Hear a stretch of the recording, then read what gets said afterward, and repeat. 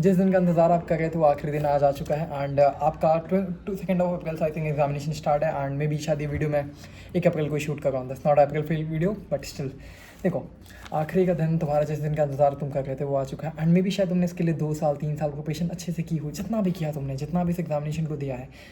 अब the day आ चुका है। दी डे बोलते थे ना, दी डे का मतलब समझते हो क्या? जनवरी अटेम्प्ट था तो जनवरी अटेम्प्ट में आप क्या बोलते थे? हाँ अप्रैल भी एक अटेम्प्ट बाकी है, बट जब अप्रैल अटेम्प्ट आ चुका है that is your last attempt. May be अगर आप ड्रॉप नहीं लिए तो या फिर आप ड्रॉपर हो, that is your last attempt of JEE and इसके बाद आप उस जो जेई वाले जो फेज़ है उससे पूरी तरीके से बाहर निकलने वाले हो। तो एक सामने आपके सामने एक गेट वे आ चुका है जहाँ से आप अपनी नई लाइफ की शुरुआत करने वाले हो। डेफिनेटली आप एक नई लाइफ की शुरुआत करोगे इस एग्जामिनेशन को देने के बाद, जो कि आपका दी डे है। I tell you one thing on that, आपको अपना जो भी आपने प्रिपरेशन की है, not going to talk about that कैसी थी क्या थी, कुछ भी जितना आपने किया that was sufficient enough for yourself. आपने जितनी मेहनत की, जितना कर सकते थे, आपको उसका डिजर्विंग आउटपुट डेफिनेटली मिलेगा। अगर आज नहीं मिला definitely will be getting in the future also, but आपको जितना आपने किया उसका आउटपुट आपको डेफिनेटली मिल रहा होगा पेपर में। एंड किसी भी तरीके से आपको अपना दी डे जो आपका हो उसको बेस्ट बनाना है। बेस्ट बनाने का मतलब क्या है? देखो, आपके जो 3 घंटे होने वाला एग्जामिनेशन की, आपको उसको बेस्ट करना है। किसी भी तरीके से आपका कोई भी दिक्कत नहीं होनी चाहिए आपके लिए। मे बी अगर आप पेपर आपका मॉर्निंग शिफ्ट में है या फिर इवनिंग आपका इवनिंग वाली शिफ्ट है, सही समय पे चले जाइएगा। जो भी आपके डॉक्यूमेंट्स है रेडी करके रखे रहो, जाके एग्जामिनेशन बस अच्छे से करके आना। जो 3 घंटे ये नहीं होना चाहिए दिमाग में कुछ और ये सोचना या फिर किसी के नेगेटिव बोलने की वजह से आपके दिमाग में कुछ और चल रहा हो। Please try to be in that 3 hours. आपको अपना 100% उस पेपर में रहना है। उस पेपर से निकलने की कोशिश मत करिएगा बाहर। पेपर में निकलने की कोशिश का मतलब क्या है? कोई भी आपका एक्सटर्नल थॉट आपको सराउंडिंग से बाहर नहीं निकालना चाहिए। उस सराउंडिंग से बाहर निकालने का मतलब है आपको कोई भी एन नंबर ऑफ थॉट है, कॉलेज क्या क्या चीज़ क्या हुआ, गलत क्या सही क्या, कुछ भी नहीं। आपको उस 3 घंटे में अपना 100% देना। 100% मीन्स 100%। लेट्स से अगर आपको कोई कॉलेज मिल रहा होगा तो डेफिनेटली, अगर आप आपका 100% नहीं दोगे डेफिनेटली नहीं मिलेगा। उस दी डे में definitely you have to be 100% conscious. अगर आप 100% कॉन्शियस रहोगे, अगर आपके नंबर अच्छे नहीं भी आ रहे होंगे मॉक में, तो आपके 20-30 नंबर आराम से इसी तरह बढ़ जाएंगे अगर आप कॉन्शियस रहोगे पेपर में।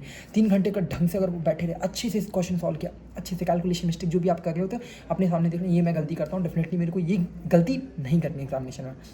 एंड अगर आपका दिमाग भटकने लगे एग्जामिनेशन में तो क्या करना, अब बोल के लिखने लग। जैसे मान लो कैलकुलेशन करो, मेरा दिमाग भटक रहा है, मैं क्या करूँगा, थोड़ा बोल के कैलकुलेशन करने लगे। इससे नहीं कि दूसरे इंसान को फर्क पड़ने लगे, नहीं, उसका ना वो तो आप ना कर सकते हो काम।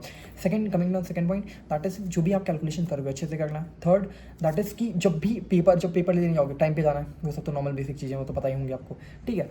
इंपॉर्टेंट पॉइंट ये है, अगर आप पेपर में किसी सर्टेन पॉइंट पे आपको रियलाइज़ हुआ कि पेपर अच्छा नहीं जा रहा है तो क्या करना है?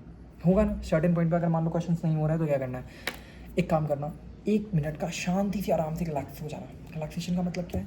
लेट से कोई पर्टिकुलर आपने 1 घंटा बीता, 1 घंटे बीतने के बाद आपको कोई क्वेश्चन नहीं आ रहा, बीच में फंस चुके हो, आपका पेपर में जितना आता आपने कर लिया, जस्ट बी उस टाइम की 1 मिनट के लिए बिल्कुल रिलैक्स हो जाओ। रिलैक्स होने के बाद वापस गेट बैक करो, ठीक है। वापस गेट बैक करना, ये नहीं कि क्वेश्चन नहीं हो रहा है हड़बड़ा जाना। हड़बड़ाने वाला काम नहीं करना। That examination is the game of patience. Patience का वो गेम है, समझ पा रहे हो क्या? अगर देखो एग्जामिनेशन दो चीज़ों पे होता है, एक होता है नॉलेज, एक होता है मेंटल डेवलपमेंट। नॉलेज का मतलब जो आपने पढ़ना था, आपने साल भर तैयारी अपनी कर चुकी हो। Second one is the mental development. Mental development मतलब उस 3 घंटे में आप किस तरीके से वहाँ पर परफॉर्म करते हो। अगर आप किसी ने बहुत अच्छी मेहनत की बट उस दी डे में जाके परफॉर्मेंस उसने अच्छा नहीं दिया, अच्छे से उसने एग्जामिनेशन नहीं लिखा, वो इधर उधर में फंस गया, किसी भी तरीके से आपको उसका दिमाग थॉट इधर उधर ले गया या फिर हड़बड़ा गया, तो डेफिनेटली वो उसका जो एक्चुअल कैपेबिलिटी है वो बेकार हो सकता है। तो आपको कोशिश करनी है जो आपकी एक्चुअल कैपेसिटी है, एक्चुअल कैपेबिलिटी है, उससे बेटर परफॉर्म करके आओ। देखो, किसी का एग्जामिनेशन कभी भी एवरेज नहीं जाता है। एवरेज का मतलब क्या है?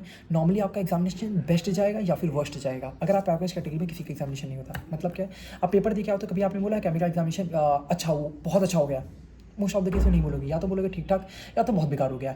इसीलिए आपको कोशिश करनी, जो आपका एग्जामिनेशन है दी बेस्ट में जाना चाहिए, आपके बेस्ट वर्जन में जाना चाहिए। आपके बेस्ट, आपका बेस्ट मतलब क्या 300 में से 300 नहीं, आपका जो बेस्ट है वो आपको परफॉर्म करके वहाँ पर आना है, ठीक है।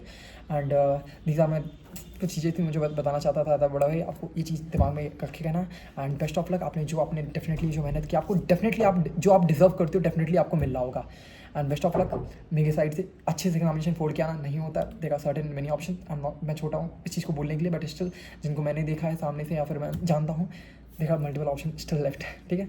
कुछ भी बहुत गड़बड़ नहीं होती है। आप कोशिश करना, आप मैक्सिमम देने की कोशिश करना, जो भी होता है will see in the future. Okay, this is Nikhil Jaiswal signing off, bye bye. I hope